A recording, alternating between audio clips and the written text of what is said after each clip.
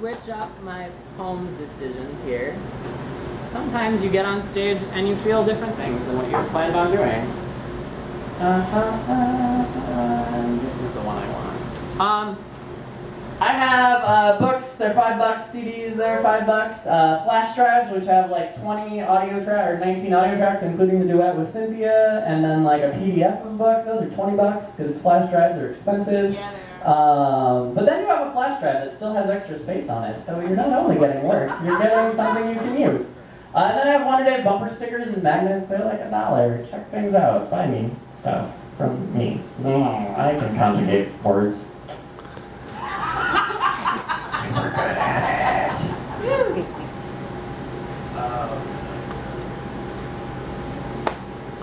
If I were Harry Potter, I would wake up in the morning and think, I must find the Horcruxes to fulfill the prophecy to defeat Lord Voldemort.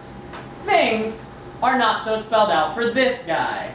If I were Buffy the Vampire Slayer, I would wake up in the morning and think, what should I do today? I guess I'll go slay some vampires since it is in my official title and all. If I were the last airbender, I would wake up and think, why did they cast all white people in my movie? That's messed up. Oh well, I guess I'll go master the 4 elements and defeat the Fire Nation. If I were Sailor Moon, I'd wake up in the morning and try to stop Queen Beryl from doing whatever it is Sailor Moon villains are trying to accomplish. The show is a bit unclear. If I were Frodo Baggins, I'd be like, are we fucking there yet? Screw those heroic jerks, because I am not them. I wake up in the morning and think, dear God, why am I risen before the sun? Or, dear God, why do I have to pay rent? Or, dear God, why am I awake so early? My brain forgets I'm pretty much an atheist. My point is, why must I wake each morning not knowing my ultimate destiny? Why is each step I take a step towards my mundane restaurant job as opposed to a step on my path to defeating my nemesis in an act of dark vengeance for the good of all mankind? Instead, I have spent my life giving mankind food, which is neutral good, I suppose. My point is, I don't know what I'm doing with my life, and fiction has failed me. This is perhaps adulthood's first great disappointment. The second is that if you ever do something great, the credits do not start rolling.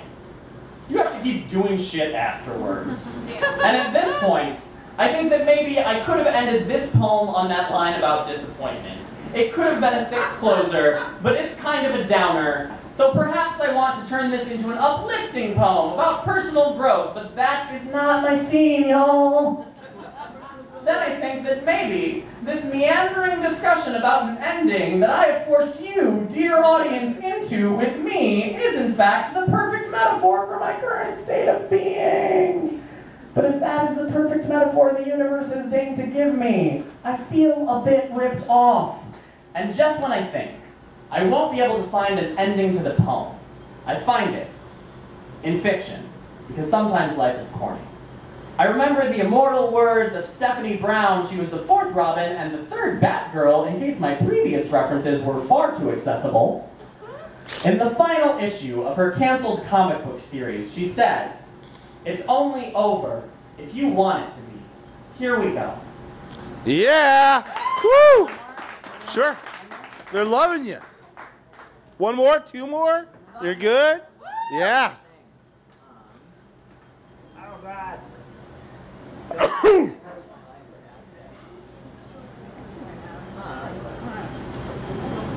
So yeah, I'll read.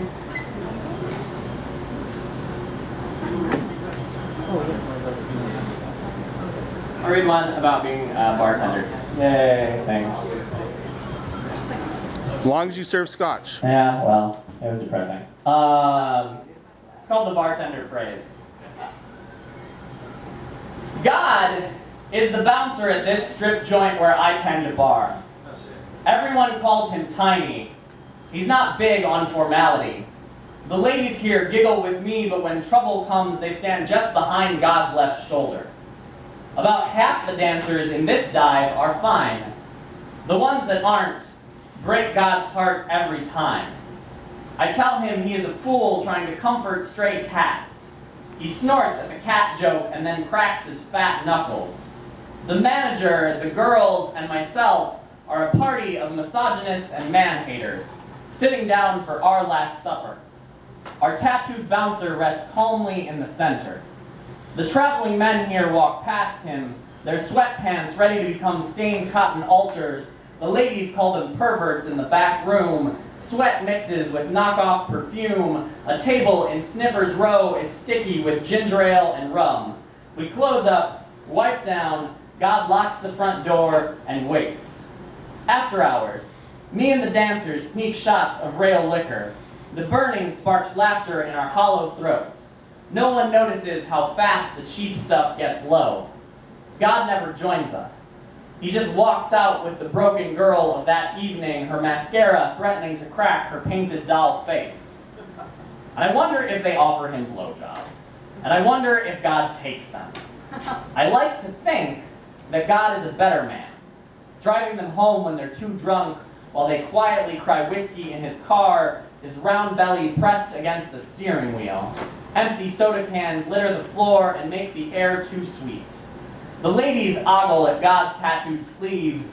There is a galaxy on his left arm, a tiger fighting a gorilla on his right, a wooden Christian cross on his left shoulder blade, and a jungle full of flowers from calf to ankle. He's never explained any of them. None of us want to be here in this bar. We stare at the galaxy on God's arm and wish on stars we don't have to raise our heads to see. Woo! I should do my last poem. That one was a downer. So in this moment, I would like all of you to take a moment and think of your favorite animal noise. Put it in your brain. Does everyone have their favorite animal noise in their brain? Yes. On the count of 3, you will kindly make your favorite animal noise, keeping in mind I can see you, so I know if you're not doing it. That's how live entertainment works, everyone. So, 1, 2, 3. That was lovely. Okay, let's try it with curse words this time, because we're grown-ups, and that's the exercise I do with children, so think of your favorite curse word. Oh my. Yes, yes.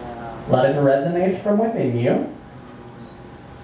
1, 2, 3. Bloody hell!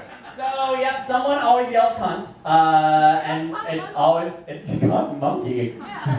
And I always hear that word above all the others, because when that is your favorite curse word, you bring it from here up to here and like force it out. That is the type, it's always a woman who yells the word also. That's a thing in my life. As it should be, really. I mean, it could be your favorite curse word, but... Yours was motherfucker, right? Motherfucker, yeah. I do like motherfucker. Unanimous of motherfuckers. Motherfucker's great. Great word. It's everything. Fuck mother. Alright. I said that in accident once. Everyone, what? I said fuck mother once. Oh, I like fuck mother. That's Like, nice. fuck mother. Fuck mother. That's beautiful. That's poetry. You should write that in a thing. I will now. You will now. I I will believe in now. I'll you. dedicate it to you. Thank you. That's so nice. I have a YouTube channel that has lots of poets on it. It's youtube.com/Team Wonderdave. My website is wonderdave.org. This is my last poem. Everyone take a deep breath in. Let it all out. Dr. Jekyll and Mr. Homophobia. Homophobia, the fear of homosexuals, but what exactly is there to be afraid of? Let's say, one day, you're shopping at the Mall of America with your teenage son, and you spot a homosexual. The homosexual will immediately drag your son into the nearest Banana Republic, fill him up with pills and booze, until he's little more than a walking, lisping episode of Sex in the City, and he's totally a Samantha. Just because your all-American Wally Clear of a son sees some fashionista screaming queen doesn't mean he'll turn gay. One day, you might need to drop your husband off at the doctor for a prostate exam. The gay doctor will of course start out nice enough, gently massaging your husband's prostate with his index and middle finger. But before long, it'll turn into a full-blown physical fisting, and soon you'll notice your husband has new friends named Bruce that always wear leather chaps. Just because your husband sees a gay doctor doesn't mean you'll have to run to the smitten kitten for a set of anal beads. Your sex life will remain as vanilla as possible every Wednesday night like clockwork. And gentlemen, you have it on my honor, it is safe to send your wife to the Home Depot to pick up some grout. Sure, it's safe until she meets Lou, the Home Depot's grouting and caulk expert, a woman with very large thumbs. Faster than you can say Tegan and Sarah, you'll be booted out of the house and replaced by a belt sander and a vibrator shaped like a dolphin. The Home Depot is simply a quality home improvement superstore, not some queer meat market. The Home Depot is the Sodom and Gomorrah of modern times.